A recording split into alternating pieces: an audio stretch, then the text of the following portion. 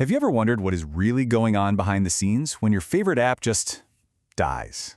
Well, today, we're pulling back the curtain and cracking open the case file on software bugs. We're going to trace their entire secret life, all the way from a simple typo to the critical report that ultimately saves the day. You know that feeling, right? That moment of just pure frustration. The screen freezes up, the button you're tapping does absolutely nothing. It feels like someone just flipped a switch and it instantly broke. But here's the thing. That crash is actually the very last domino to fall in a hidden chain reaction, a sequence that almost always starts with a simple and very, very human mistake. So, to really get to the bottom of these failures, the pros need a better word than just broken. Think about it like a doctor. They can't just look at you and say, "Yep, you're sick." No, they need a precise language to figure out your symptoms, find the root cause, and then prescribe the right cure. It's exactly the same with software. Okay, let's clear something up right away, because it's super important.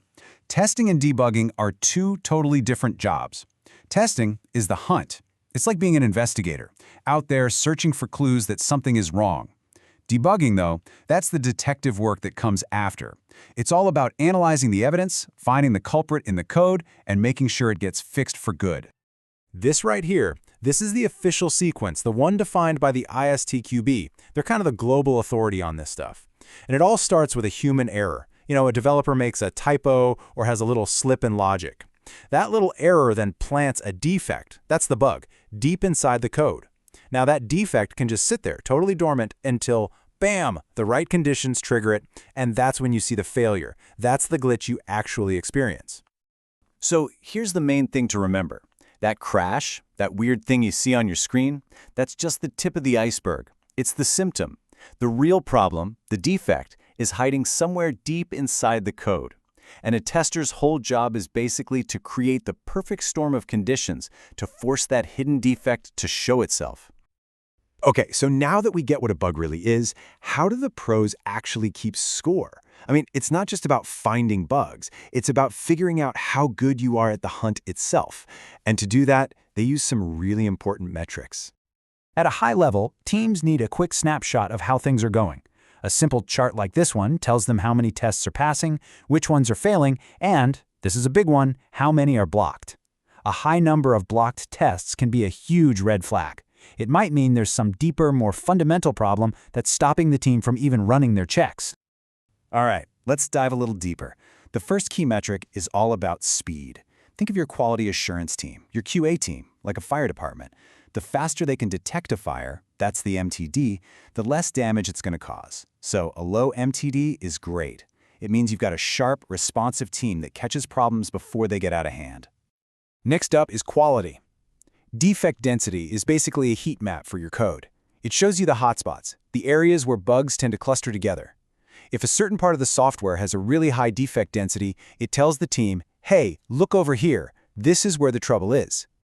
So once a bug is found, a new clock starts ticking, this time for the developers.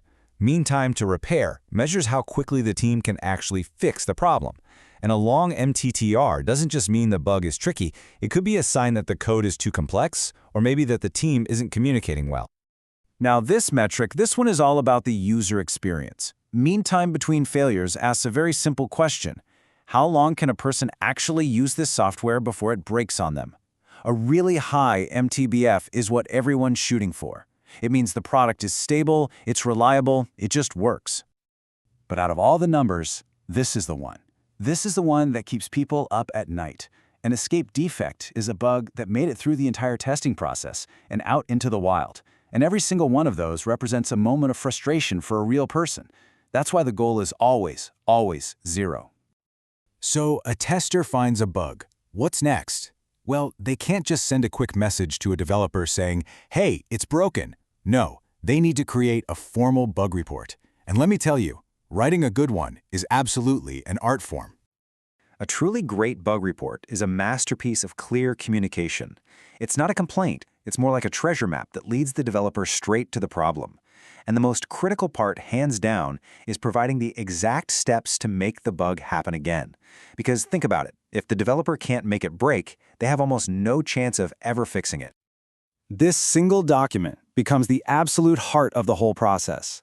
It's the central hub, the command center, where everyone, Testers, developers, managers can see exactly what's going on. It's the single source of truth that guides that bug's life from the moment it was found all the way to its final fix.